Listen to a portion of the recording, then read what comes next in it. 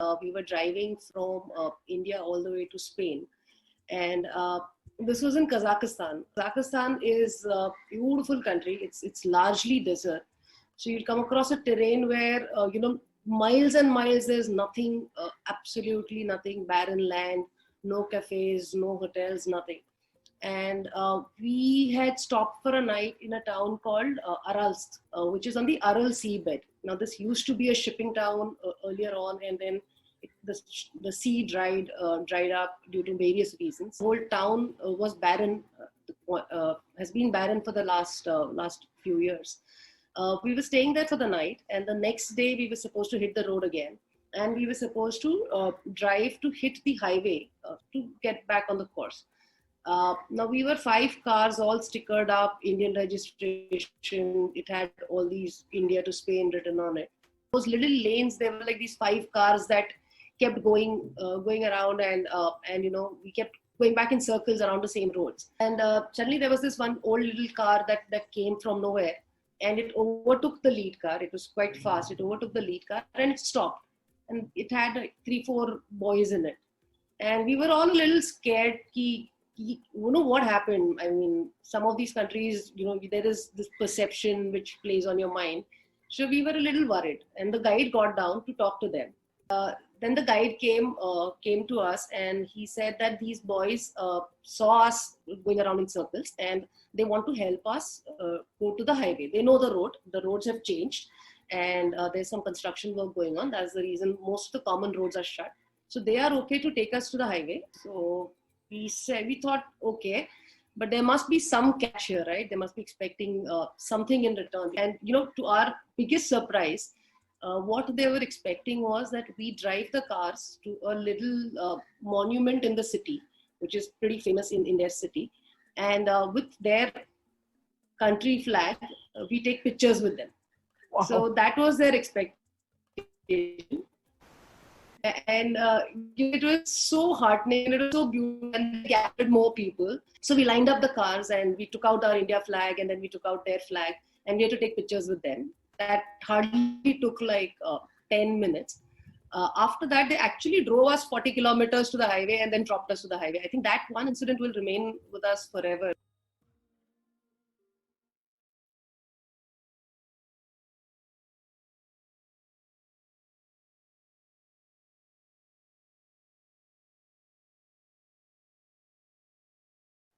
Hi, Sujal. Hi. Welcome to this episode of Monk on the Go. Hi. Thanks a lot for getting us here. Yeah. Thank you. Thanks for giving us a time.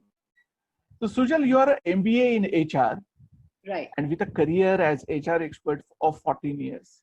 Yes. You started with Embark Motor World in 2016. Right. You organize self-drive trips across the globe. This is what your LinkedIn profile tells us about you. Yeah. Would you like to tell us more about Sujal as a person and her passion for self-driving? So, absolutely. I got my driving license on my 18th birthday. I think I was waiting for that day because my parents were very strict about it. Okay. So on the sly, I did learn driving from cousins and so on, but I was not allowed to touch the car officially till I turned 18. So the day I remember I spent my whole day of my birthday at the driving school, and back then I think things were very different. You had to pull a lot of strings and so on. Right. So I got my license on that day, and ever since I used to be the designated driver in the group, and it was never planned that way, but it so happened that driving is something that the more you do it, the more you start liking it, the more comfortable you become, the more reflexes it builds, and then, of course, career took over, and there was no time to travel and so on. But what happened was every time we went on a trip somewhere, whether it was domestic or international, we ended up driving because I used to insist on driving. I'm a crazy, the only passion, the only, indulgence that I have in my life is travel. I think I've spent all my savings, all my earnings on travel till date. I'm not fond of any other material things like jewelry or whatever. So it's been easier for me that way to prioritize travel, and within travel, driving. And it so happened in 2000, and so along with that, when I was doing my MBA, Medha, who's my current partner in Embark, we were a part of the same group and the same gang. And ever since we used to keep talking कि यार साथ में कुछ करना है, we have to start a business together. Business का कोई idea नहीं था, पर हम लोग नाम सोचते रहते थे कि नाम क्या होगा हमारे business का. तो वो था at the back of my mind. That was always playing, and we used to keep thinking कि क्या कर सकते हैं. 14 years of corporate career, I worked with some fantastic companies like Infosys, Lehman Brothers, and the last stint was with Ambit, which was an investment bank in Bombay. It was a fabulous experience. I think where I am today, the kind of stuff I got to learn, the kind of professionalism and discipline that it teaches you, right? No other corporate stint can teach you something like this. Right. So that's what happened. 2015, Ambit was kind enough to give me 2-month leave. I used to head HR there at that point of time, and I still got that 2-month leave. And we drove all the way from India to Morocco. This was a 57-day trip. All friends. This was nothing commercial. Embark was not even on the cards at that time. So if we didn't even make too much noise about that trip. It was not too much given to media or whatever. But we drove from India to Morocco 57 days, 23,000 kilometers. And we were amongst the few ones who reached Morocco all the way. A lot of people had done, I think not lots, but some people had done India to Europe at that time. And we stretched it further to Marrakesh. And during this time, we had formed an FB group where we had organic followers of about more than 2,000 people. And they were so involved in our trip that they used to ask if there were no updates. They would ask, "Are you guys okay? Please tell us, is everything fine?" And when we were in Kyrgyzstan, we had lost connectivity for 2 days. So somebody actually managed to find the number of our guide and call the guide saying, "Are these guys okay?" We've not heard from them. So that kind of gave us a lot of encouragement to say that, there are people who want to do this. There are people who are wanting to travel these countries by road, people who are wanting to take their car and go out of the country, but they don't know, they don't have the background, they don't have the time maybe. We were preparing for 1 year for this, the R&D that happened, right? Medha was completely soaked into it. She was studying all the borders. Back then, there was not so much information available. Now things are smoother. So that's what led to Embark. And for me, it just came naturally. I think this was one decision I took without speaking to any mentors, any guides, even my parents for that matter. I'd already spoken to my boss that I'm leaving this job to start Embark before even anyone knew about it. It just clicked. I knew it was right. Wow. So you started a travel company without having a formal travel tourism background. Yes. How did you manage the activities like vendor alliances, the destination management, procurement of rooms, costing of tours, visas, documentations, and most importantly, managing the tour on the road? It's been a completely uphill drive. You learn through your mistakes. We've made mistakes in the past. One funny point was when I discussed this with my parents finally. My dad said, "अच्छा तो तू HR head का job छोड़ के tour manager बनने वाली है." So I said, "Okay, thanks for putting it in that perspective." But yes, that's what it's going to happen. What we started off was that we decided to do very detailed recce's of the destinations that we were planning to announce. So we actually incorporated the company in 2015, but we spent a considerable amount of time going there ourselves. So we visited the Baltic countries, we visited Kyrgyzstan, Kazakhstan again. And we were the first ones to then launch a self-drive road trip in Kyrgyzstan in 2016. So that's how we started off with the international drives. But we used to go there, we used to meet the hotels ourselves, we used to check the hotels, and we still do that for all our destinations. Either Medha or me or both of us make sure that we do a very detailed recce of the location. What it does is it bridges the gap that is currently present in the tourism industry in India. Because if you call a larger travel company, right, I don't know the name, but the person sitting there selling the trip to you has never been there.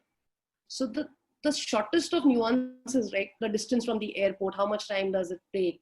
How's the road condition? Is it easy to drive? What kind of driving expertise do you need? What kind of backups is available? right? Everything, all countries are not as sorted as not as sorted as Europe is. Right. Because in Europe, you make a phone call, you'll get help where no matter where you are. But countries like Kyrgyzstan, Kazakhstan, Peru, right? You need to understand that. I'm not saying the help is not available, but you need to have that strong local partner. So we used to shortlist 2-3 partners, go meet them personally, see their experiences, see their setup, and then select a partner. Sometimes we've got a comment from the local partner, your homework is strong because some of the places that you're talking about, even we didn't know. So that kind of research went into it. Yes, not having a travel background made it that much more difficult for us. So what a possibly person from a travel industry could do it in a month, we took a longer time to do it. But having said that, I think we got a lot of support from the vendors, from people. Largely, people are lovely. They want you to do well. They want you to have a good time, have a good trip in their country. So they do go out of their way to support you. Also, I think being in the corporate and thankfully, being in HR, you're also used to organizing trips, organizing offsites, of organizing events. Hmm. Somewhere, I think that experience helped, right? Meda had a strong financial background, so that kind of helped in the whole pricing, everything. I mean, it was a collective uh, effort. But yes, it was a challenge in the first year. A lot of concepts to be understood in the first place. So how was your experience getting your first convinced and ready to pay customer? It was actually it started with a failed attempt. I'll be honest.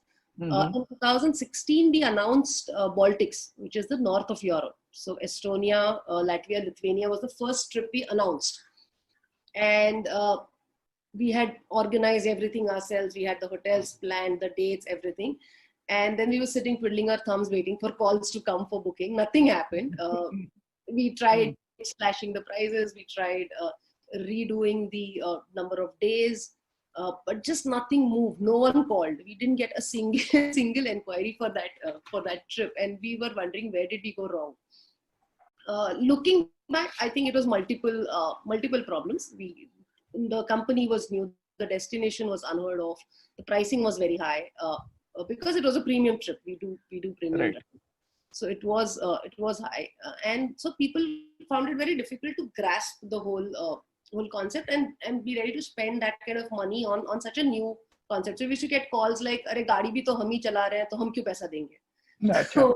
So then, the road tripping 4 years back had not picked up so much as it is now.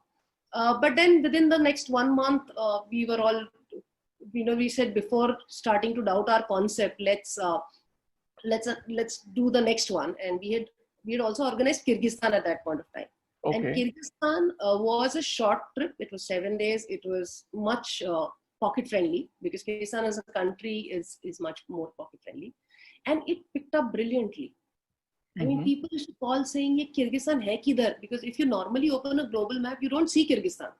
You have to zoom in to see Kyrgyzstan where it is. Because if you kind of zoom in twice or thrice, then you see this little dot about China, right?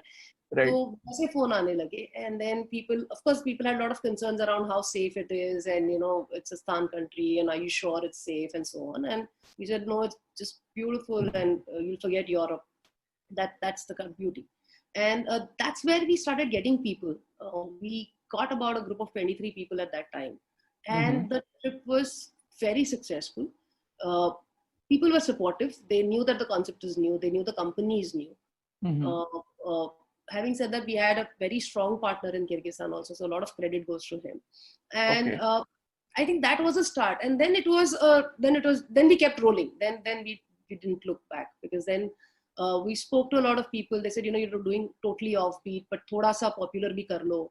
So we announced Scotland. So Scotland went well. By then, people understood that these people don't cut corners. Experience acha hai. What you get on the trip is very different. So then it started picking up. Okay. But yeah, signing the first person, I think I remember it was a gentleman from Pune. He wanted to meet us even when we had announced Baltics. Actually, he was the only one who signed up for Baltics. Okay.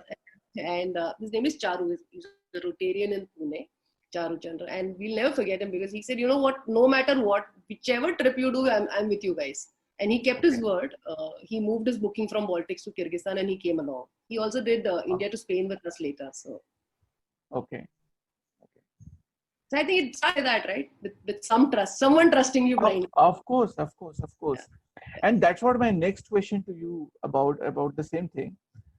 Generally, we see a pattern in these organized tours, fixed departure tours, that there are some people who want you to go wrong so that they can pick at you. You know, they can catch your collar and कि ये ठीक नहीं है, ये खाना अच्छा नहीं है, you know, this organizing failed, or whatever, you know.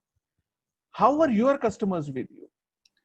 Honestly, touch wood, what happens, on these kind of trips, the kind of people who sign up are somewhere like-minded. So, they have done their London, Paris, New York, they've done their, Taj Mahals of the world, and now they want to do something different. Right? Our experience, and we have about now 150 clients who've done trips with us. They are so open, even if it's their first, first road trip per se, but they're affluent, or even if they're not well-traveled, at least they are open to experimenting. See what happens when you sign up for a newer concept, right? You're that much more open, that much more, excited to make it happen. So they want to do this and do this well as much as we want to do it well. So that really helped. We got some fantastic people. I think they supported us a lot. Things do go wrong because it's a road trip, it's an adventure. So things do go wrong. We have had contingencies on our trips. But largely we've not seen, bad intention to say, मैं तो ये trip गड़बड़ करके रहूँगा. Because ultimately it's their holiday also, right? It's their holiday. उन्होंने पैसा भरा हुआ है, so they also want to have a good time.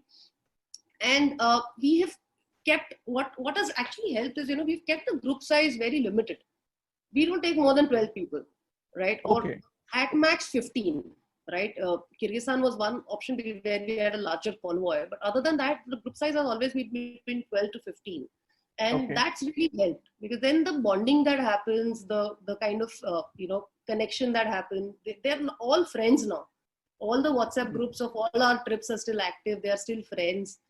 Oh, wow. They discuss their holiday plans with us, saying, "Achha, is saal kahan leke ja rahe ho?"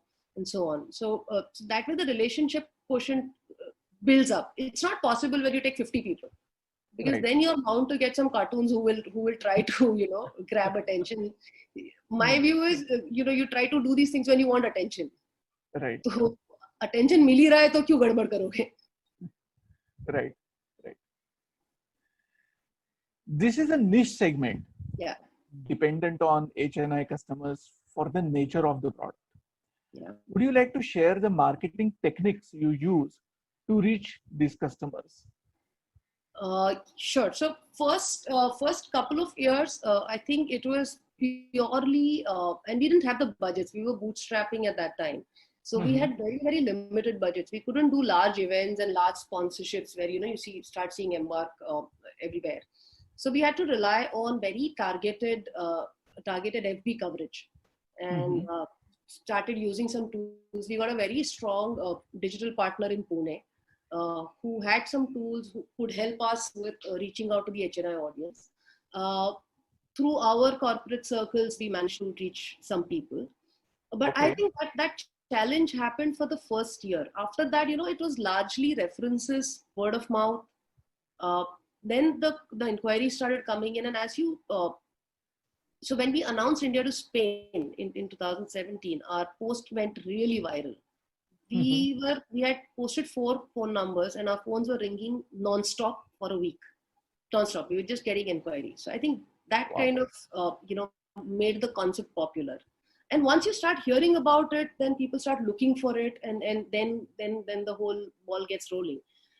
So digital marketing really helped us to focus on the clientele that we wanted. And because I think somewhere people started trusting in the quality, Right. The whole word of mouth really increased. So by 2019, on every trip, at least 60-70% of our clientele were repeat clients. Wow. So that really helped. Okay. So how has this journey been overall for last 4 years? There are no words. It's just been so fantastic because I think Medha and I are really blessed somewhere because to find your calling, that itself is a challenge. Then to find a calling and a passion that you can commercially convert into a business idea. Right. And then to meet the right kind of people along the way, who do not discourage you, who do not pull you down, but who on the contrary help you grow in that space, to get clients who believe in you, right? To get the right set of clients at the right point of time. It has been just a phenomenal journey. I mean, it's crazy amount of work. It's crazy. Sometimes we end up working 16-17 hours a day, and the amount of coordination that goes behind just making a 10-day trip is tremendous. But honestly, I did not have it any other way. I think it's been a fabulous journey. The amount we have learned in the last 4 years is far more than we've learned in the 14-15 years of our career and another 15 years of education. I think it's just been beautiful. Largely people are beautiful.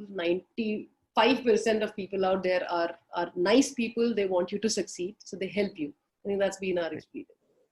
Wow. Beautiful. Sujal, the last question is, did you need, and basically it's about the COVID and pandemic situation. Yeah. So did you need to review your planning, the strategy after the COVID-19 situation? Consider and are you considering India as a backup destination? Absolutely. See, India was on our cards anyways. We were planning to launch it a bit later, which we will now bring ahead. We will start India trips earlier. We are coming up with, in fact, we are doing, once this madness gets over, we've already soft launched Kashmir to Kanyakumari. So that will be our introductory drive in India. We had already started. And when is it going to happen? Once it's safe to do that. Okay. Honestly, I'm not able to put a date to it. We are hoping maybe end of December, Jan, or given the season. Okay. But we definitely don't want to take any risk in terms of the COVID situation. We'd already started doing India because we in November last year we had our clients from Peru come down, and we took them through Himachal Pradesh, and we got them married in Indian style and so on. So that is also happening again, which is put on hold right now. But two things: one is get people to India, get them to experience the Indian culture in what beauty it is. Give them these little events, maybe a Mehndi, maybe a Sangeet, maybe a Shadi, or different festivals. And then, of course, for Indian clients as well, we have some very beautiful routes. So we spent the last couple of months doing this, revisiting the plans to say, pehle kaise kar sakte hain ye. So that of course, we had to do a lot of rethinking on those terms. Okay. So we in fact have about 5 or 6 routes ready. So one is Northeast, one is Rajasthan, one is Himachal Pradesh, one is offbeat Punjab, and all these routes are very offbeat. So you don't go to, nobody goes to only Punjab for a road trip. But we've done that, right? In the past, we did our first soft launch for friends and family of Embark was Punjab. So we took them through these little villages in Punjab. We gave them farm experiences and where people could pluck potatoes on their own and go into sugarcane fields and stuff like that. So we're doing all that. Kashmir to Kanyakumari is a personal excitement point. We want to do that drive. A lot of people want to do that drive. It's because you cross through all these states at one go, and it's exciting. So it's just one of the trips that. This journey has been totally different for you, like women entrepreneurs without formal travel industry background, choosing a very niche segment like self-drive, and that too holidaying in foreign countries.